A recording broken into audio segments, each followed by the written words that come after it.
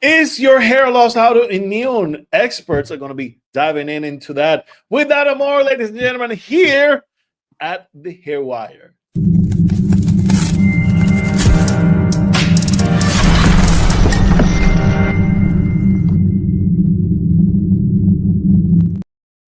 And welcome, ladies and gentlemen. Welcome to the Hair Wire, the place where you, my friends, get hair smart. I'm your host, Sergio Cardona, alongside with Bisan Dipsy. Our friend Kerry Jared is under the sun right now in beautiful Dominican Republic.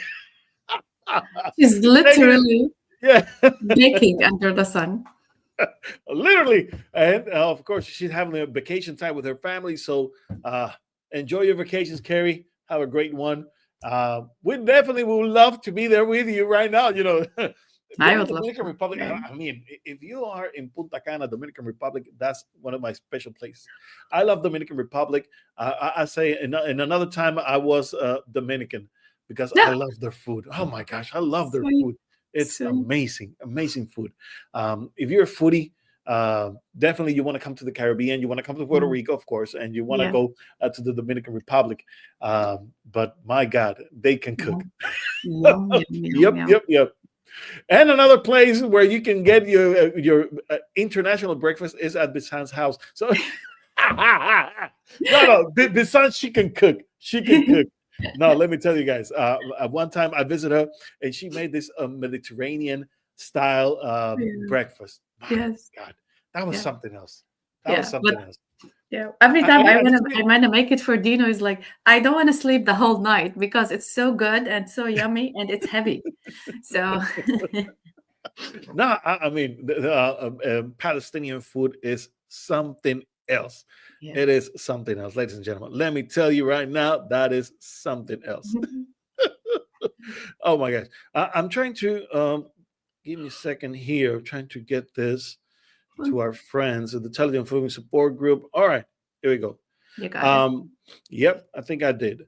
So today we have an amazing subject, guys. Today we want to be talking about autoimmune disorders and their relationship to hair loss. Now we want to deep dive into four major topics: the alopecias areatas, and they have different forms, different presentations. You have the usual alopecia areata, the circular spots in different places on their scalp or anywhere in your body, for that matter. And then when they become totalis, and eventually they could become universalis, when it's basically your whole body is lacking all forms of hair, which is the largest form that it is of alopecia areata. Then we have the different types of scarring alopecias, and of course, each particular one is always related to an autoimmune disorder caused by different things, and that's what it means to be particular about each type of immune alopecia. And also, we're going to be diving into seborrheic dermatitis. Again, this is a form of scalp disorder, but it can also trigger a form of telogen effluvium. And there you have basically your relationship between alopecia um, um, and autoimmune hair loss. Sorry, my Spanglish starts to kick in. So not today, not today. Spanglish. I love Yeah, this movie, by the way, Spanglish. Did you watch this movie before? yeah. I love the movie, by the way. But it's the thing. You start thinking in your language, but at the same time, Mhm. you want to translate in English at the same time. So hey, it pays to be bilingual, Right, right. polyglot. I don't know Yes. if that's the right word, polyglot. Polyglot. What's that? When you speak different languages, uh, Oh no, I don't know polyglot. that. All right, it's a word in Spanish. All right, then I'm inventing it in English. Multi-language. Yeah. Multi-language, So yeah. yeah, and also today we're gonna be talking about chemo-induced hair loss and why it's also related to autoimmune disorders. So, this looks like you're a bit under the weather. Yeah, I have allergies. I have allergies. So it is the creating an autoimmune response. Exactly. Talking about That's why I wanted to bring you up. yeah, so that's a good opening in a way that In a way that allergies, how I see allergies, is when our bottle is full of toxins, and then pollen come in, and like different kind of pollens come in, because now we're coming into the spring break and the spring Yep. season. So in a way that my system didn't handle the extra foreign bodies around me, and it started to give me this allergic reaction. I like it when in Western medicine, when you go to a doctor and they don't know what you are going through, they will, like, if you have like kind of like let us say skin acne or some kind of allergic symptom, they will tell you allergies. Yep. Just as a blanket in a way, and it's a blanket for all of your symptoms. And yes, it is allergies, it's a blanket, but what is the root cause of it?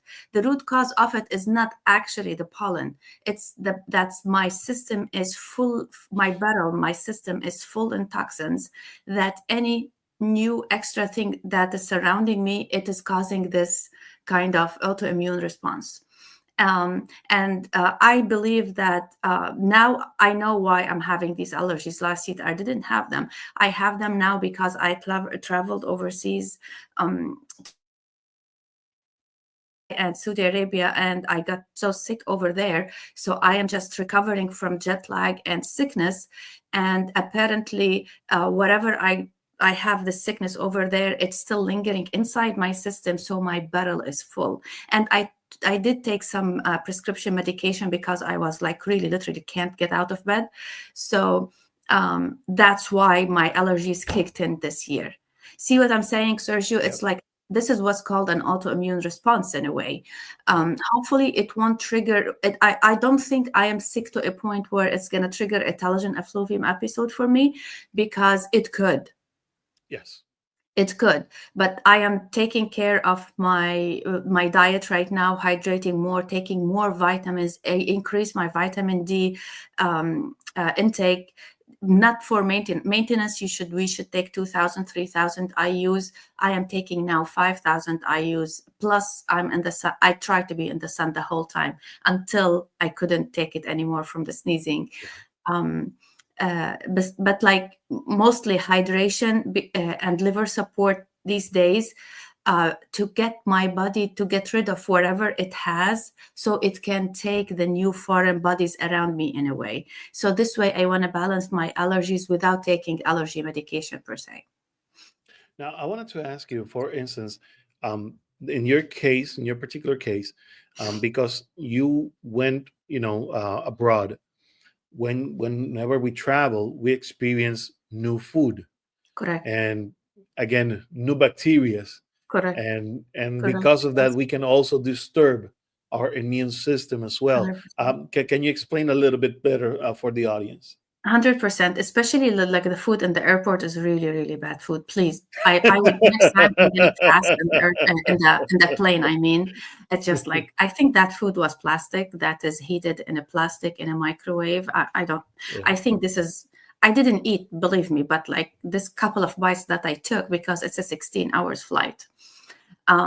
That's a lot of toxins that came into my body, plus the radiation in the airplane, plus all the bathrooms that has new bacteria that our bodies are not used to it. Plus when you go there, hotels rooms, new bacteria, interacting with new people, eating new food, your gut microbiome will have a lot of foreign bacteria. Doesn't mean they're all bad bacteria, but they're foreign to your microbiome. Your microbiome doesn't know how to deal with them in a way, and you will start having all these reactions.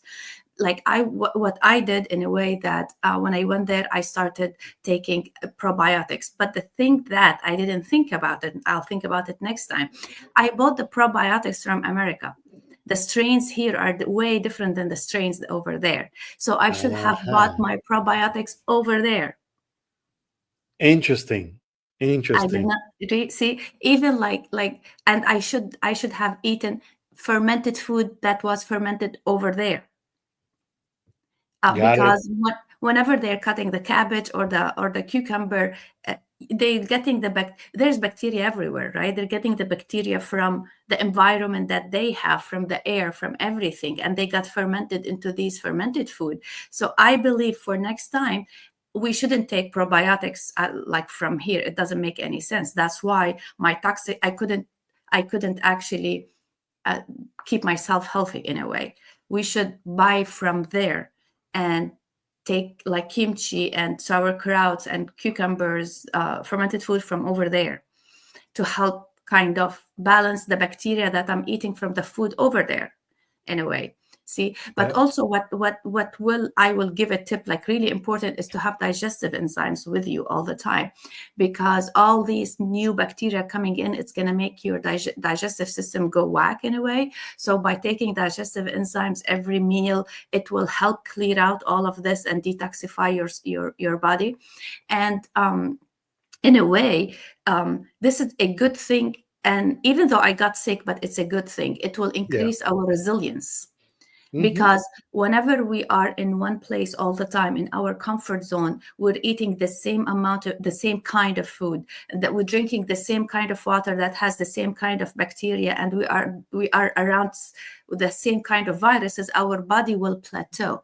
We will Yeah. bring our body to health, but it will plateau. Our body needs to be challenged every now and then. Otherwise, if our body plateaus, even our thinking will plateau. We will just go into our comfort zone, and it will be so hard to get ourselves out of it. So in a way, it's okay when we travel to get sick. In a way, you want to challenge your immune system. You want to see how much you can overcome foreign things, while it is under your control in a way. But for next time, I will take care of my gut health even more. But it was a good challenge for me mentally and physically in a way. I would say as a challenge, Mhm. guys, travel more. Exactly, exactly, exactly, exactly, The good tip of the week: travel more. So, exactly. I swear, I swear. It's so like if just you shakes can you do up. vacations, if you can travel abroad, hey, do that. Why? First of all, I mean the experience itself, and of course, you get to relax, even though you get so tired out of I traveling. It's know, I amazing. But know. seeing the world is something special. I mean, we live in a magnificent world, and there's so much to explore. So take your time, guys, and explore the world and enjoy it, because we have a beautiful world. And by doing so, again, we are building our immune system as well. So Correct, correct, correct, correct, correct. now Yeah. about these autoimmune disorders, now we just covered, for instance, whenever we get sick, different illnesses, and of course, whenever we travel, because of our gut bacteria. And something that a lot of people don't consider, particularly, is that, for instance, in our gut, and we have said this many times, is that about 80% of the autoimmune disorders are related to our gut. So whenever we are experiencing autoimmune disorders, the first place we should be looking at is our gut. And secondly, from there, we should be looking at whether I got sick because of a virus, because of a bacteria, because of a parasite, or something like that. Then we start looking about where our house, the things that we are doing daily. What toothpaste am I using? How am I drinking my water? Am I reheating my food in a plastic plate? Uh, these are the type of things that we usually don't ask, or don't question, Mhm. because even you get a food plate in foam food plate, right? And you take it into your microwave and you turn it on, and those particles of plastic will go into your food. Again, this is the type of things that we're dealing with constantly. Even our bottled water, how long has that water been bottled? And sometimes you see how people distribute factories. Sometimes that water will sit in the sun before it gets to a truck, and you have to wonder about the temperatures inside of a truck when it's traveling from one state to the other, from one plane to the other, and finally gets to your house. Those are the type of things that usually we don't consider. But whenever we're looking at the culprit for autoimmune disorders, this is where you should be looking at. And unfortunately, it's not how we are trained to think. And even in Western medicines, whenever we talk about autoimmune disorder, well, it's because of genes, it's because of, but it never goes back to environment or our food. And we have to tackle that directly, because usually is where we find our culprit. Mhm. in terms of the things that are causing our autoimmune disorder, our autoimmune system to go out of whack. Mhm. Now, going back to the types of hair loss that we're going to be diving in today, I want to start with alopecia areata. Now, Biz, you have recently major success with alopecia areata patients, and I want you to to talk to our audience about your experience with it, and what have you seen that was most common within your cases of alopecia areata. So yeah, I did work on a couple of alopecia areata lately, and the first one I'll go through them really quick. But it's very interesting that the first one was a 3 years old girl who had. I think we talked about that in the previous Hmm. episode, but I'll go Yeah. through it very quickly for the new people who are watching us right now. Basically, this girl, she had a food poisoning with E. coli.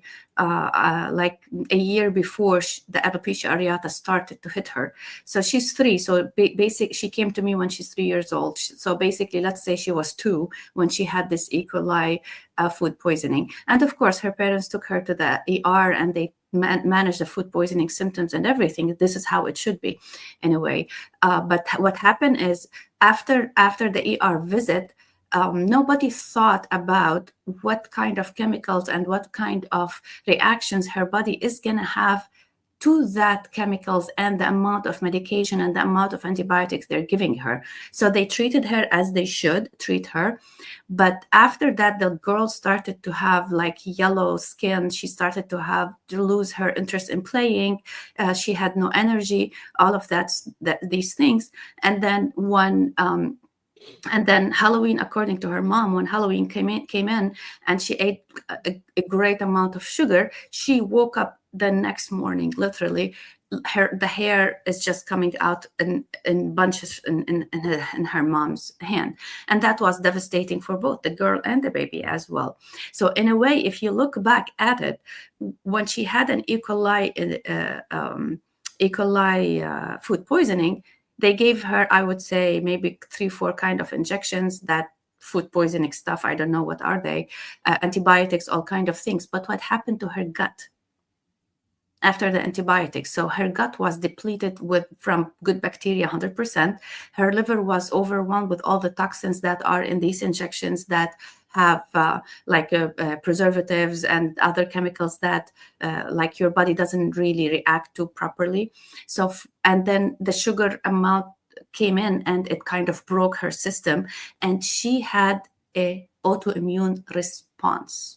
Not an Mhm. autoimmune. This girl doesn't have an autoimmune disease. So I asked her Exactly. parents to do an ANA test, a blood test, to make sure that she doesn't have an autoimmune disease. So we want to make sure that what she has is a response to the E. coli and the food poisoning that she had.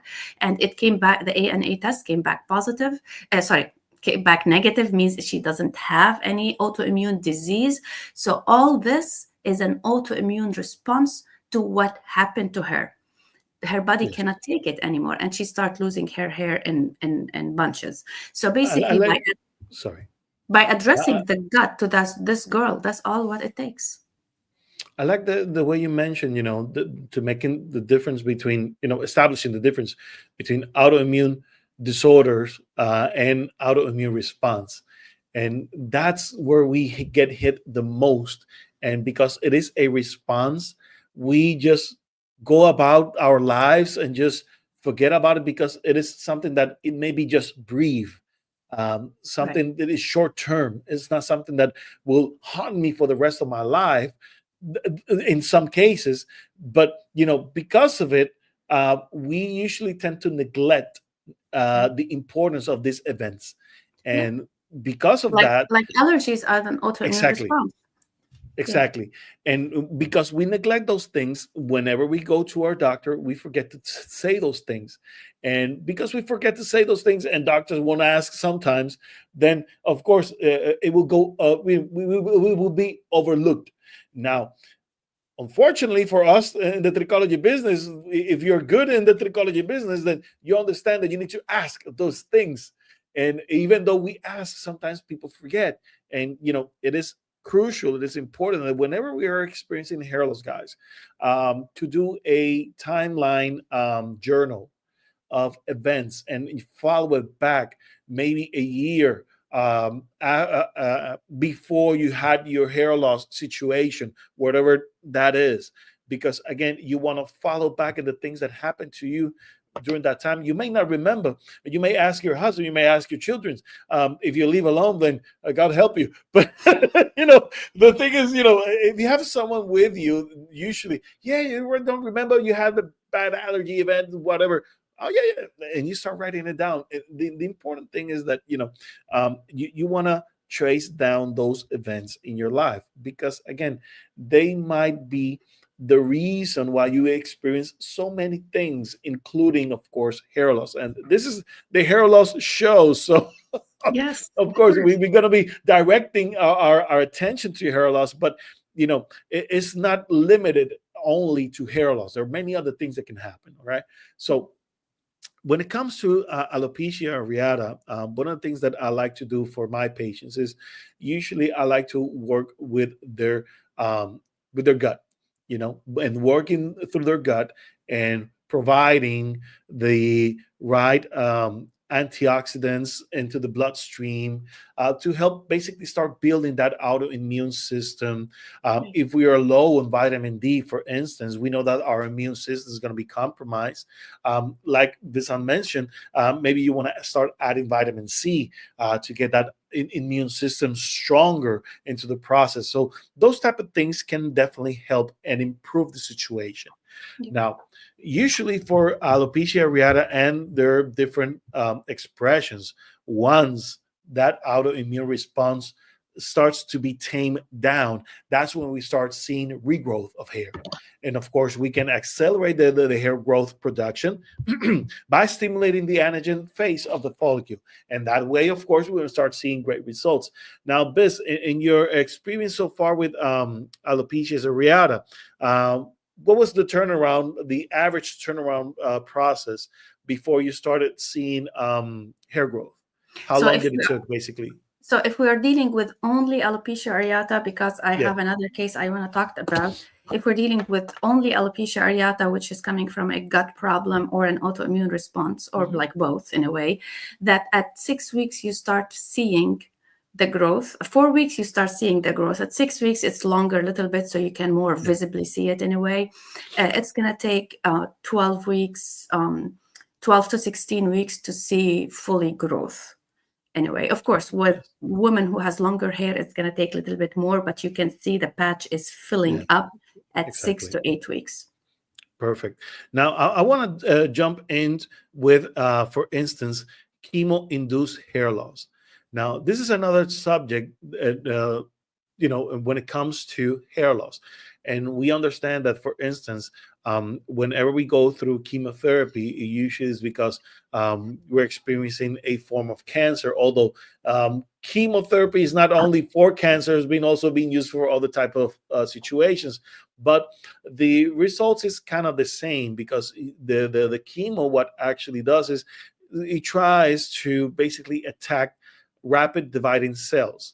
Now, among the rapid cells that we have in our body, we have, of course, the hair cells, which is why usually people after chemotherapy start losing their hair, because of the cells inside the hair bulb, they starts to die.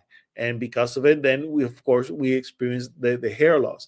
Now, the reason why I bring chemo-induced hair loss with autoimmune disorders is because, again, we have to remember what caused what was the initial cause that drove this type of treatment. And again, it usually is an autoimmune disorder. For instance, in this case, cancer. Now, Biz, what can you tell us about, for instance, cancer patients and, of course, chemotherapy, and the relationship to hair loss? Yeah, these chemotherapies, they are chemical agents that will attack the body system, and it will create an autoimmune response for your body. And it's a really big one, and it's a really hard one. As you said, these agents, the chemical, whatever poison they put in us, it's actually a poison to poison all cells, the good and the bad. They don't differentiate between the good and the bad, but like there's a lot of people have good experience with that, and people have not a good experience with that. But what happens, these poisons, since they are attacking all good and bad cells, they're going to attack, like you said, Sergio, the mitosis phase of the hair follicle, of the cell division in the hair, the bulb, in the hair bulb itself. So we don't have mitosis anymore. We don't have new cells coming out, and it will attack the existing good cells that you have already, which is the hair follicle in this case, and everything will basically die off. Let me rephrase that. They really don't die off. They stop multiplying. So the person will look bald, or like big chunk of the hair is gone, but the actual hair follicle is still alive.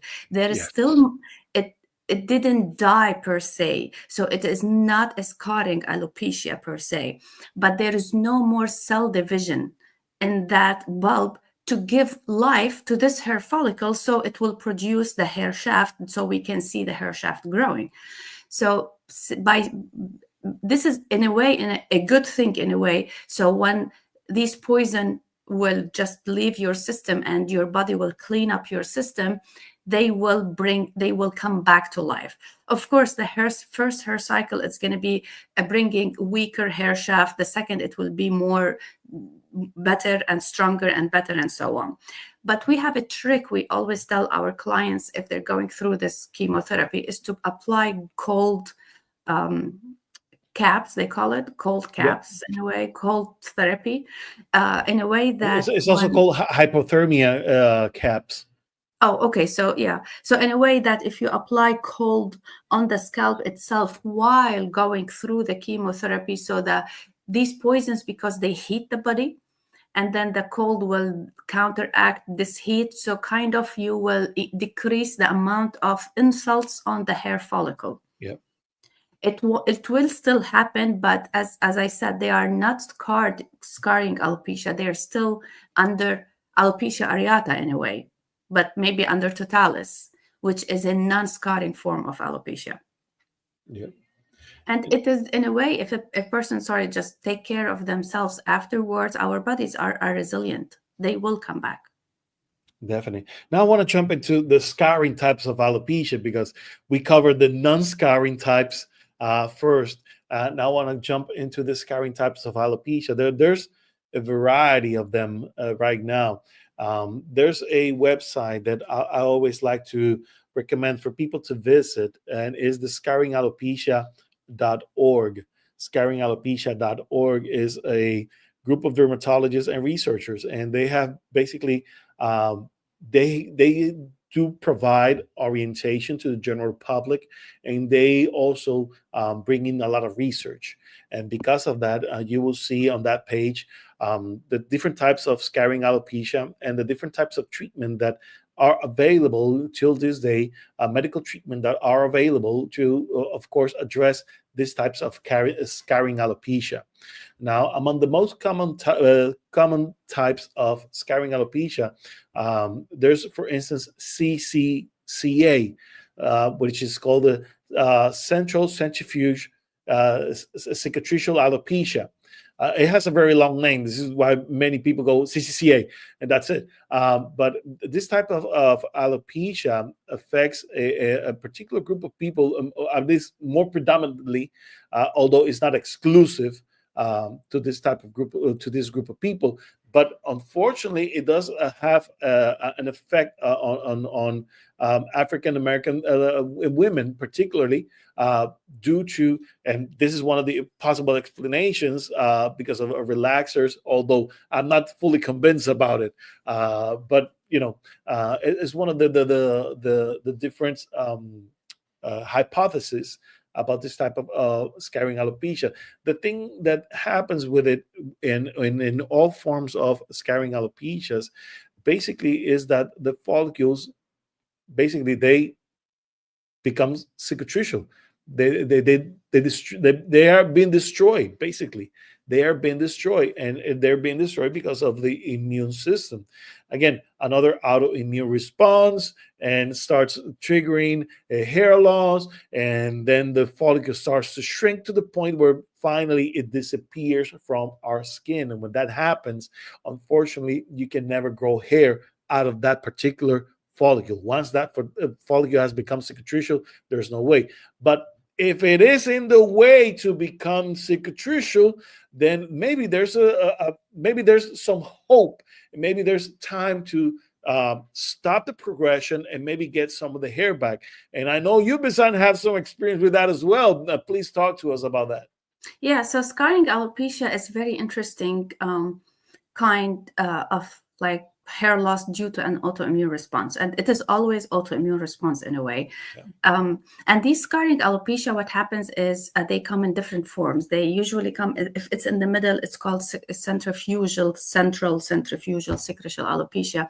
And these scarring alopecia they are a bit tricky. So if the client comes to our office a little bit early on even if the hair is gone, but the scalp, it's still kind of alive in a way. So if they come early on, I would say like maybe a year into the onset of the autoimmune response, then we as trichologists, we can bring this hair back. Why I'm saying that? Because even though we have like a smooth area, like let's say in the middle, okay? And this smooth area, they don't have hairs, but the hair follicles are still viable. They're still alive. The sebaceous glands underneath the scalp, we can see it in the microscope or the dermoscope that we have. We can see that these follicles are still alive, and we actually can count them. Say like, okay, in this area we have 4 or 5, in this area we have 4 or 5. Not necessarily all of them are still alive, but majority of them will be still alive if you come early on. And we can bring all this hair back. Believe me, I did it many, many times. We can bring this hair back. First, of course, underlying the root cause of it internally and externally by stimulating the hair growth depending on the skin type or the scalp type. And depending if they have other issues. Like, for example, there's a lot of people I'm seeing right now having scarring alopecia with seborrheic dermatitis. You know what I mean? It's just so interesting in a way that they have a couple of 3 things going all at once, and we will talk about that in a minute. But if you in the audience have a hair loss somehow in the middle, or like traction alopecia is kind of a scarring hair loss, for example, but it's not due to autoimmune response. This is due to tight hairstyles. So you want to differentiate between scarring alopecia that are due to autoimmune response and due to other things. And we can talk about scarring alopecia in details in a different episode, but let's talk about the autoimmune response right now. So in a way that when you start having, like, if you got sick or you got like really, really ill, or something changes, you got diagnosed with celiac disease suddenly, then that is your genes just woke up, or you turned on your genes right now, and now you have an autoimmune disease, and then you have a scarring alopecia. Somehow go to your trichologist early on so they can save these follicles before the scalp calcified. When the scalp is calcified, means it's really hard, means there's no more viable follicles that can allow the trichologist to stimulate and bring the hair back. Does it make sense? Yes, it does. Yes, it does.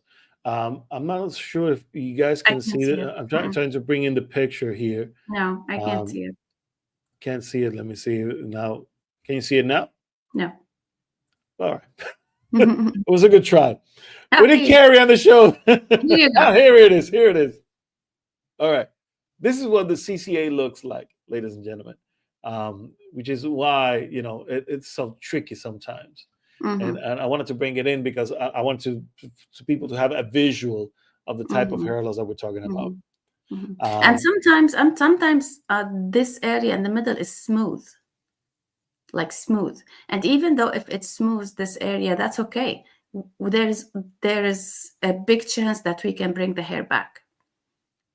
Now, let's talk a little bit about frontal fibrosing scarring alopecia. This is another type of scarring alopecia. It's quite different because on the picture that we have previously, we saw that the hair loss was right here on the top. Now, this one is a frontal band. Now, what can you tell us about this frontal band a bit? So this is really a very highly inflammatory kind of an autoimmune response, really hard. And usually this is mostly it's scarred, like 80% of this area is already scarred. Usually it happens to Caucasian women postmenopausal, but now it is happening to guys, and guys like males, and even younger ladies. So it's not only postmenopausal women as we thought Yep. it would be. And this is literally, it's one of the hardest things to bring back to life. But we as psychologists, we can try, at least if you have 30% of the hair back after addressing the root cause, this is still good in a way. To me, this is still really a success. Like little Yes. bit success is better than nothing. And I say with scarring alopecias, just by stopping the progression, mm, just stopping the progression, that alone, yes. it's amazing, because Correct. again, we're talking about a type of hair loss that is permanent. This is a Correct. permanent type of damage, so there's no Mhm. way you're going to get it all back. You might get some of it back, but definitely not all of it. Considering that most patients, actually, when they get to see us, it has been a couple of years after they started the onset. So usually, for them, when they come to me, I say, when did it start? Oh, about 2 3 years ago. Oh, we're kind of late into the dance, but we're going to do whatever we can at this point, Yes. and try to at least preserve the hair that we still have. And I know that it is frustrating to a lot of people, and it's very hard to manage and to deal with this, because unfortunately, the way we are set up to believe on the types of results that we're able to get nowadays is like, medicine is on this top right now. We can do just about everything. Well, there's limitations, ladies and gentlemen. There's still a lot Yeah. of limitations, and it's not a conspiracy theory. It's just what is available to the general public nowadays. And of course, unfortunately, many of the treatments that are related to hair loss, they're not covered by a medical insurance, unfortunately. So many of these things, they need to be paid out of pocket, unfortunately. But if we want to have our hair back, then this is the type of things that we have to do. Now, usually, Biz, we see a lot of people, a lot of patients that undergo or experience, for instance, these types of scarring alopecias, and they cover up. They use either wigs, weaves, different systems to at least make themselves look good with it. And I say, it's a good practice at the end of the day, in terms of, if you want to look a certain way, you will achieve that. Bravo. But when it comes to the health of the follicles, if you really want to treat that area, it's going to be a lot harder Yeah. for your specialist, for your technician, to work around a system and do treatments at the same time. So some of the things that you have to consider while you're working on it. Now, I want to talk a bit about seborrheic dermatitis and its relationship to tail fluvium. And I wanted to bring it in at this moment, because usually one of the things that we mentioned, and this you were mentioning this, some of the scarring alopecias, they have a early beginning that resembles a little bit of seborrheic dermatitis. Some of the symptoms that we see with scarring alopecia, they resemble a lot. They look a lot like seborrheic dermatitis. So they And start as seborrheic dermatitis. That's what you're saying. they might start sometimes as a simple form of, I because see. the thing is, you get to see with scarring alopecias, we see the oxidative stress due to lactic acid and squalene. We get to see the inflammation on the skin, the Mm, erythema, and we get to see sometimes a type of dandruff at the opening of the follicle. mm, And usually what we see, the extension of the inner root sheet being shown at the base of mm, the follicle, being detached. So mm, you see things that look like seborrheic dermatitis in the earliest forms sometimes. mm, And those are the things that usually, I understand that what I'm seeing is not precisely seborrheic dermatitis, but mm, it resembles like a seborrheic interesting. dermatitis. Mm, And one of the things that I do with my scarring alopecia patients is that I will treat them, though, as if it was seborrheic dermatitis, even mm, though It is Mm. not just the seborrheic dermatitis symptoms, because that's one of the things that I want to tackle. Then I want to make sure that the autoimmune response starts to calm down, to get that Mm. inflammation under control. And as soon as I get that under control, I have a better chance of at least keeping that hair. But if I'm not controlling the inflammation, then Mm. it's going to be very hard. So a lot of people are struggling with hair loss. They need to understand that dealing with their scalp inflammation is key. Is key to basically deter any type of hair loss on their scalp. And particularly, I see this a lot again with telogen effluvium. Most of the time, you see, because of the mechanism involved in the way the hair is being released, we see some extra sebum. Not necessarily in the amount, but usually in the quality of the sebum is being compromised. And because of that, we see a lot of telogen effluvium involved in the process. Mm. And again, this is again another form of autoimmune response being affecting Interesting. and creating inflammation onto the scalp and then releasing the hairs. Now, Biz, I know I give you a strong introduction here, but I want to give you a good lean forward. So, what can you tell us about this? It's very interesting, actually. Very interesting. I never had this client before. I never saw that before. So I am learning from you right now how it kind of looks like seborrheic dermatitis. It could be an autoimmune response. I theoretically, scientifically speaking, I agree 100%. I would love to see it one day so I can kind of Yeah, because the thing know is, how to deal with it. you But have it's to realize interesting that you're dealing with it as if it's seborrheic dermatitis. Very interesting. when it comes to the treatment plan, I will Very follow interesting. to the similar pattern of seborrheic Mm. dermatitis treatment, because again, I want to tackle down into the inflammation. And again, if I get the inflation under control, Makes sense. Makes that's all that 100%. matters at the end of the day. Exactly. I get the inflammation under control, then I can deal with the rest of the stuff Right. that Right. usually accompanies these types of hair loss. Very nice. Now, again, when it comes to seborrheic dermatitis, again, some of the features or some of the things that we're looking at again is the inflammation, the toxic sebum related, and of course the release of excessive shedding. Now, not all telogen effluviums will show excessive shedding. What we'll see sometimes is a shedding that goes over time, and we have people experiencing telogen effluvium. Bless you. Experiencing telogen effluvium over a long period of time. For instance, we have people who have experienced telogen effluvium for a couple of years sometimes, and the shedding is just the hair loss becomes amazing. That's where we start seeing what we call the CTE, the chronic telogen effluvium, because it becomes extended, those symptoms, to a point where usually we see a lot of shedding, and those follicles eventually they starts to miniaturize, unfortunately.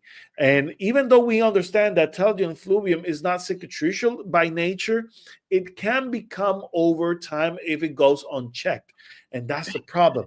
A lot of people believe that telogen effluvium will go by itself, and not necessarily. And again, I want to give a little shout out. We're going to have a telogen effluvium seminar.